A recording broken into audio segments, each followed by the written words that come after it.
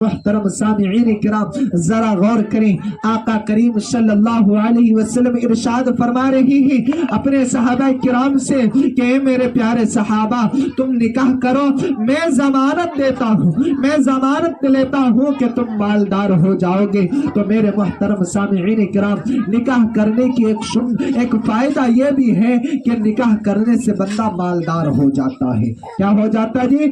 بندہ مالدار ہو جاتا ہے۔ تو گویا کہ یہ نکاح کی برکت ہے۔ اور دوسری فائدہ یہ ہے، دوسری برکت نکاح کی یہ ہے کہ جب کوئی بندہ نکاح کر لیتا ہے تو اس کی نگاہوں میں حیا پیدا ہو جاتی ہے، اس کی نگاہوں میں حیا پیدا ہو جاتی ہے، وہ بے شرمیوں سے بچ جاتا ہے، وہ جو ہے نگاہ کے جو ہے گناہ سے جو ہے وہ بندہ بچ جاتا ہے، وہ بندہ محفوظ ہو جاتا ہے۔ تو میرے محترم سامعین کرام نکاح کرنے سے ایک تو بندہ مالدار ہو جاتا ہے، ایک تو ہے بندے کا آدھا ایمان محفوظ ہو جاتا ہے، دوسرا یہ کہ نکاح کی برکت سے نگاہوں میں حیا پیدا ہو جاتی ہے، بندہ نکاح کی برکت سے جو ہے گناہوں سے محفوظ ہو جاتا ہے۔ میرے محترم سامعین کرام اس لیے ہم نکاح کو عام کریں گے، نکاح کو آسان کریں گے، نکاح کو جو ہے اس طرح سے آسان کر دیں گے کہ اگر غریب کے گھر میں بھی اگر کوئی بہن اور بیٹی موجود ہے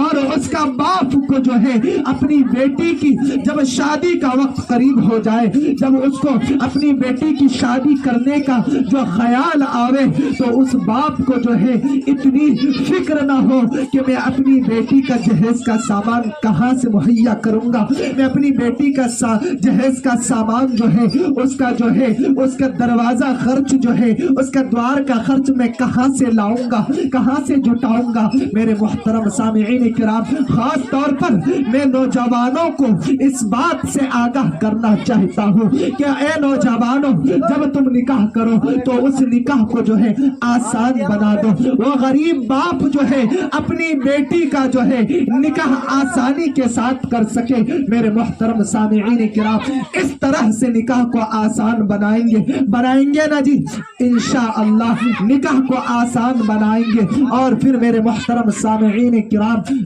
تیسری بات یہ کہ فقیہ اللیث سمرقندی رحمت اللہ علیہ فرماتے ہیں اگر کوئی بندہ کوارا بندہ یعنی غیر شادی شدہ کے لڑکا ہو یا لڑکی اگر وہ 2 رکعت نماز پڑھ لیتا ہے تو عام حالت میں اسے 2 ہی رکعت نماز پڑھنے کا ثواب ملتا ہے۔ کتنے؟